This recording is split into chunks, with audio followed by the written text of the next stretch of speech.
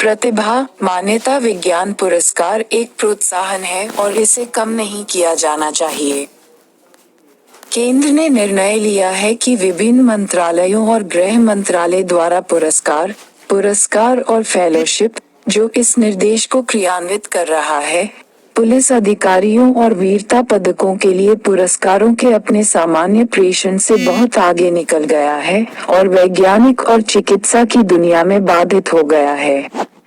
अनुसंधान। भारत के वैज्ञानिक मंत्रालयों ने हाल ही में वैज्ञानिकों को उनके करियर के विभिन्न चरणों में दिए गए पुरस्कारों पर केंद्रीय गृह सचिव अजय भल्ला को प्रस्तुतिकरण दिया। उन्हें यह भी सूचीबद्ध करना था कि कौन से राष्ट्रीय पुरस्कार थे और जिन्हें निजी बंदोबस्ती से वित्त पोषित किया गया था। हालांकि अभी अंतिम फैसला लिया जाना बाकी है। गिनपूर्ति और इसमें सचिव या इन मंत्रालयों में से प्रत्येक के प्रमुख शामिल थे का विचार था कि अधिकांश पुरस्कारों को समाप्त कर दिया जाना चाहिए और मंत्रालय या तो केवल कुछ को ही रख सकते हैं। राष्ट्रीय पुरस्कार या संस्थान के एक या दो उच्च दर्जा पुरस्कार। श्री भल्ला ने कहा है कि छटाई का तर्क प्रधानमंत्री नरेंद्र मोदी के पुरस्कार पारिस्थितिकी तंत्र के ट्रांसफॉर्मेशन के बारे में एक दृष्टिकोण से आता है।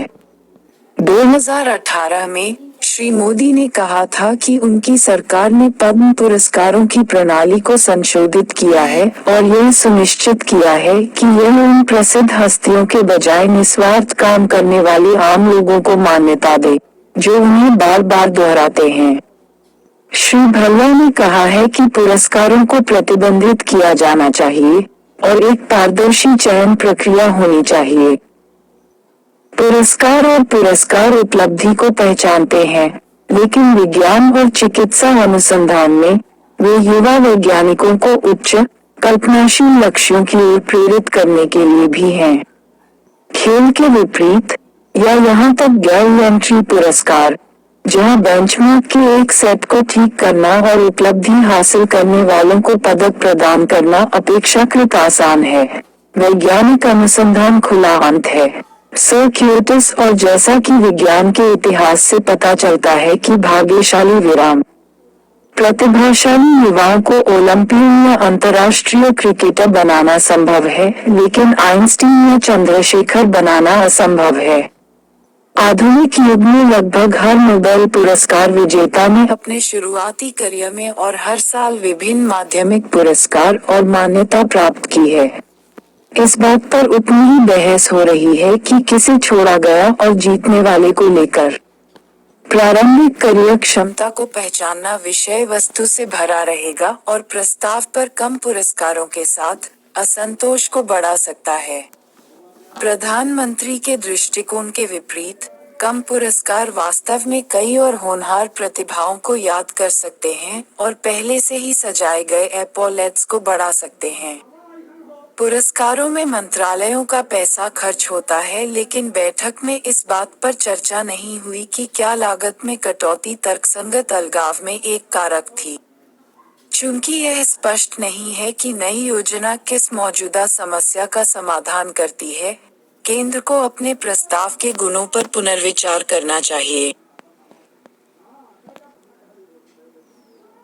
वन के बाद यह पीएफआई द्वारा उत्पन्न सुरक्षा खतरे का मुकाबला करने में मदद कर सकता है, लेकिन इसकी राजनीतिक चुनौती को दूर करने का काम बाकी है।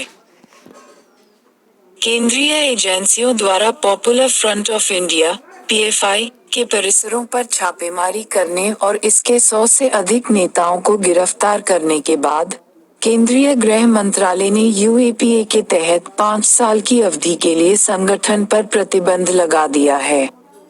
एमएचए खुले तौर पर सामाजिक, आर्थिक, शैक्षिकी और राजनीतिक संगठन के रूप में, लेकिन वे लोकतंत्र की अवधारणा को कम करने की दिशा में काम कर रहे समाज के एक विशेष वर्ग को कट्टरपंथी बनाने और संवैधानिक प्राधिकरण और संवैधानिक व्यवस्था के प्रति सरासर अनादर दिखाने के लिए एक गुप्त एजेंडा पर मुकदमा कर रहे हैं।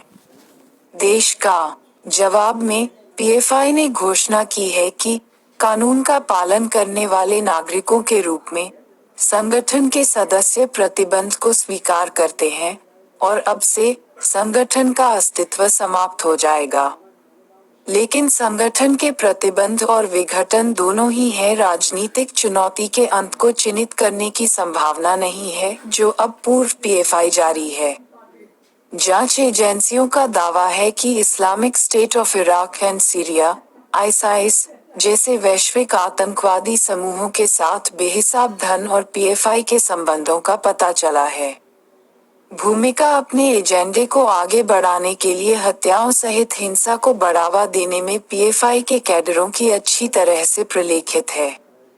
पीएफआई के फंडिंग नेटवर्क को बंद करने और उनके नेताओं को गिरफ्तार करने से इसका मुकाबला करने में मदद मिल सकती है। संगठन द्वारा पेश की गई सुरक्षा चुनौती, लेकिन पीएफआई एक सुरक्षा खतरे से कहीं अधिक है।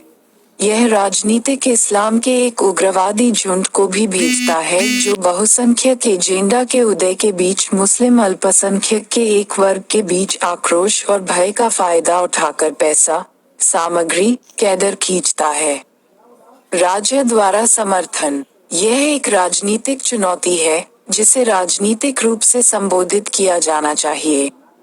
इसके लिए मुख्यधारा की पार्टियों को सार्वजनिक जीवन में मुसलमानों के बढ़ते निर्वासन का सामना करना होगा, और राज्य एजेंसियों द्वारा अधिकारों के हनन का आह्वान करना होगा। उदाहरण के लिए, यूएपीए जैसे कानूनों के तहत मुस्लिम युवाओं की अक्सर अपारदर्शी और विस्तारित कैद।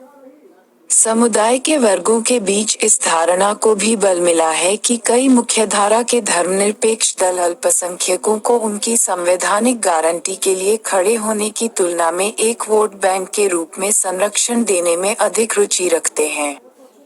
पीएफएल और एसडीपीआई, पीएफआई की चुनावी शाखा, ने अपने वैचारिक पदचिह्न को आगे बढ़ाने के लिए अविश्वास और या मोहभंग का फायदा उठाया है। एमएचए प्रतिबंध एसडीपीआई तक नहीं है, हालांकि इसमें पीएफआई से संबद्ध विभिन्न संगठनों को शामिल किया गया है।